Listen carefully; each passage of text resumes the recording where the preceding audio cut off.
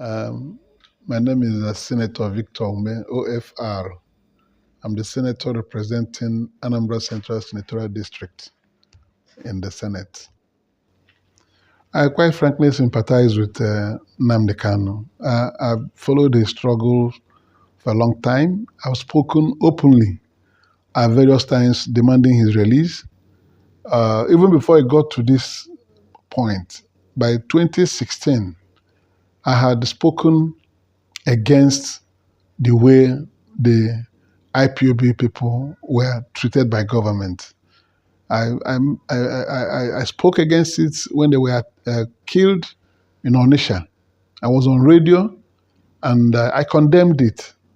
At that time, things haven't become this rough as it turned out later. That was 2016.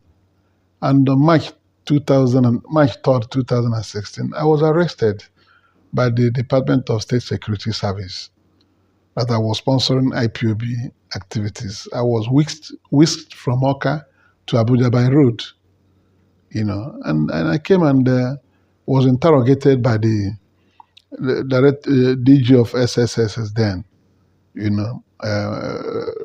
Lawa Daura, and I told him the truth. I said, I'm not sponsoring anybody, but I spoke against the inhuman treatment they were subjected to, including killing them.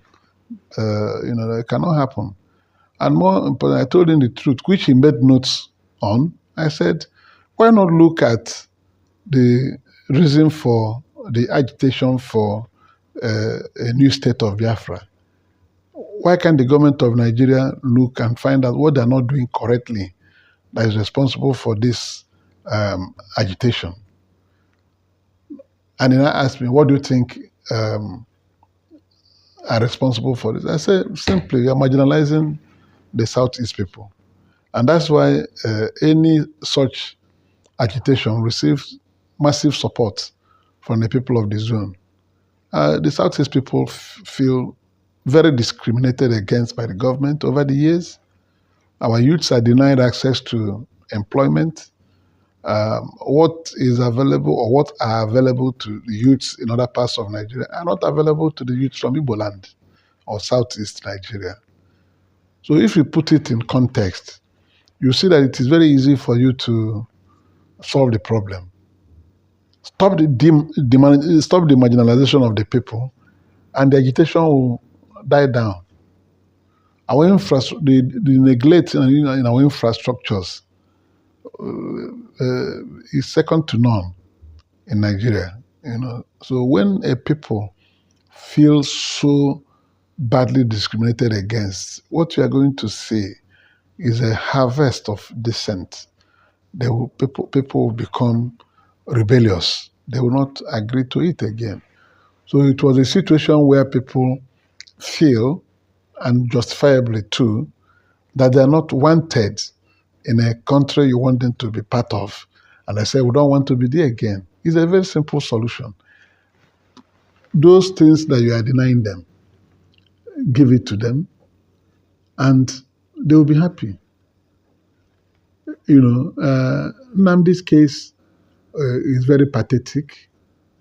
In the 8th Senate, I asked a question. I said, where in the world have you seen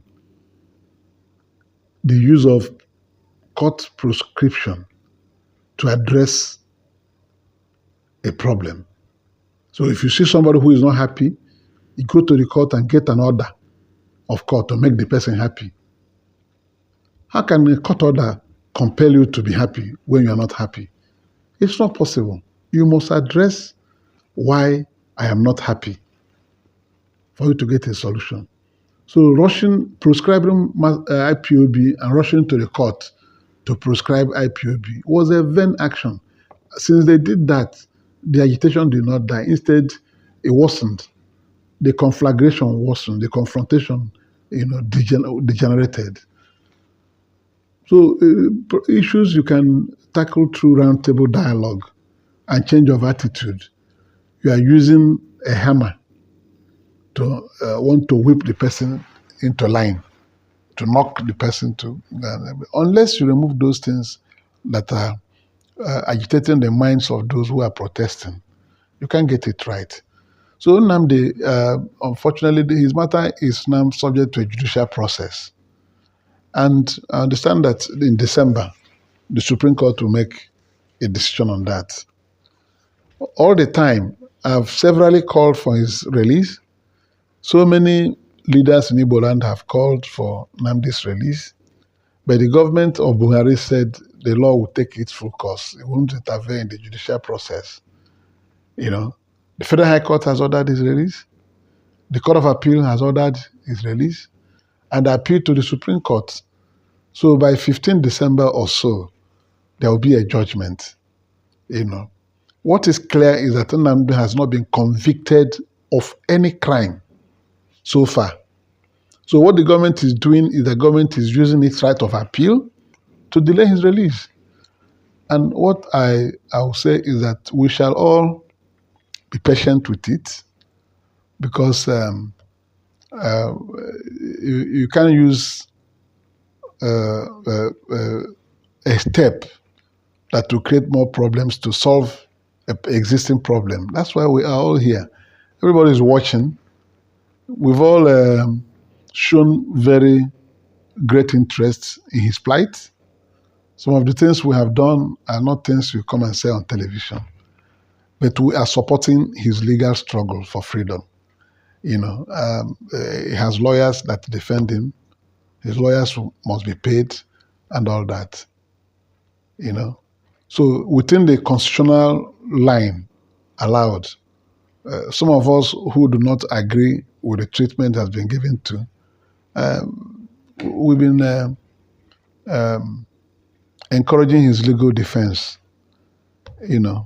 so that he'll be able to get heard in the courts. And by God's grace, I believe that his freedom is soon in coming. And when that happens, I believe that lessons would have been learnt from all sides, both the government and on the leaders of the struggle. What we want is that thing I have spoken to you about: equal opportunities to everybody.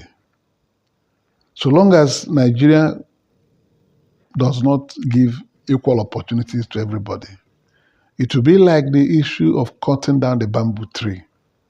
Another bamboo tree will spring up. This thing has happened in Nigeria across the various zones in Nigeria. The Niger Delta militants, there was a time they held Nigeria's all facilities hostage. Government had to go and discuss with them, put in place amnesty program for Niger Delta. People like Mujahid Asari Dokobo, who was always on the creek with chains of bullets around him. There was negotiation, and the Niger Delta militants went down. Some of them were given contracts to do pipeline surveillance, running to billions of naira, and the restiveness in the Niger Delta went down. The Boko Haram insurgency from the northeast started. Today, are you hearing very much of it now? It's going down. So it is the approach government needs to use with the IPOB people to call them to a round table and remove the plaque in their eyes and see the truth, that what is good for the goose is good for the gander. So if you treat Igbo youth the way you treat the Arewa youth and the Afenifere youth and the Ijo youth, all the youths in Nigeria, if you give them that sense of belonging, you will not harvest any rebellion. But when you single some people out for marginalization, for any reason, you continue to harvest agitation from them. The worst thing you can do to somebody who is not happy is to ignore him. If you ignore somebody who is not happy, you will do everything to draw your attention. Even if you are barricaded with soldiers and a person, he can throw himself on you. Instead, let him die. Because he has genuine grievances that needs to be addressed. So let me believe that, believe and hope that this government that we have now in place will be able to have a different approach in dealing with restiveness in Nigeria. And that is what it should be. Because the December 15 is on hand, we'll continue to pray for the Supreme Court to free Nnamdi Kanu on that day. Many of our elders have fought for his release without any success. Professor Ben Nwabeze, remember, he was part of the delegation that went to see Buhari on a wheelchair to plead for Buhari to release Nnamdi Kanu. To him, Buhari did not listen to him. He has now died. That Ben Nwabeze is dead, the former Secretary General of Ndigbo. So these are the things. There are things you will see, you begin to feel that you are not wanted. And that's what government must avoid. If you make somebody to feel not wanted, don't prevent the person from saying, I don't want to be part of you again. There must be a reason for somebody to be part of you, particularly in a democracy. This is a democratic system of government in Nigeria. You cannot have the loyalty of people by force. You have to earn the loyalty.